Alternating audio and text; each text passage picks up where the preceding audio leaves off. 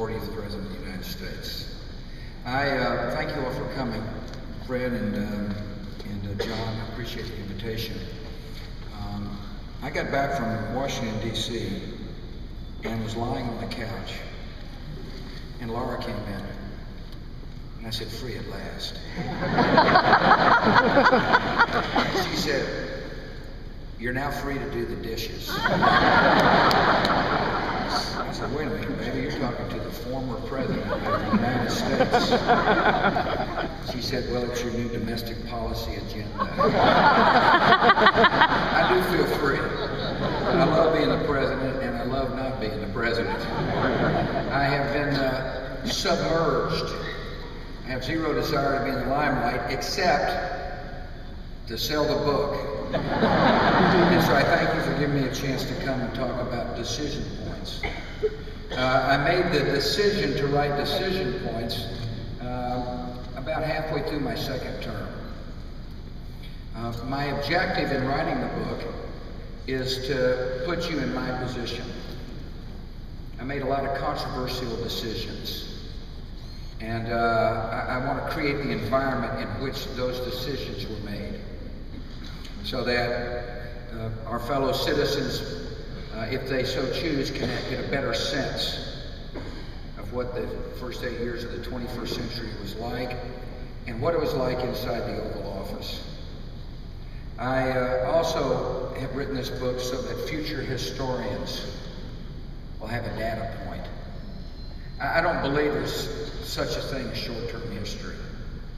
I think there needs to be time for the consequences of the decisions that presidents make to be fully understood. The passions of the moment have to pass. People have to have a kind of sober judgment of what took place. And all I want is for this book to become a starting point, or a reference point, not a starting point, a reference point for future historians. I also thought it would be important to describe what it was like to make decisions in a complex environment.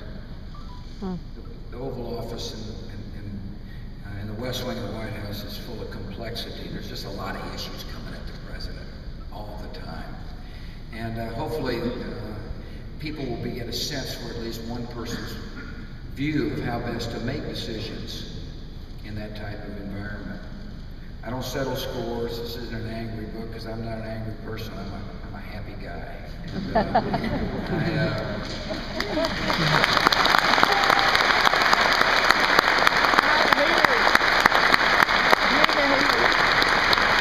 I tell stories. In order to let the reader understand how I was thinking, the emotions I felt, as well as the environment in which I existed. There is a little bit of the book is autobiographical, because the first decision is why run for president in the first place. And I thought I'd grab the attention of the reader if I started off this way. Can you tell me a day in which you have not had a drink? And that was my wife, Laura. And if you drank too much, I'm sure nobody here has. I did. If you do, the answer, you'll understand this answer. The answer is, of course I can. And then I couldn't remember one day in which I hadn't had a drink. And it was the beginning of a story about me quitting drinking. And the truth of the matter is I wouldn't be standing here as the former president had I not quit drinking. And maybe I was signing books in Houston the other day, and a woman walked up and said, "You know, my son is in the 30s and has read that story, and he told me he wants to quit." I told the story not to be a healer, but just to give you a sense for the person making the decision to run for president. I go on there and talk about my relationship with my dad, my relationship with my mother. As I said in the book, I've got my daddy's eyes and my mother's mouth. I talk about meeting Laura in a guy's backyard, Joe O'Neill's backyard, and falling in love and marrying her 3 months later, and talk about what it was like to be a father. Try to give the reader a sense of my faith, all driving the story to the point where I make the decision to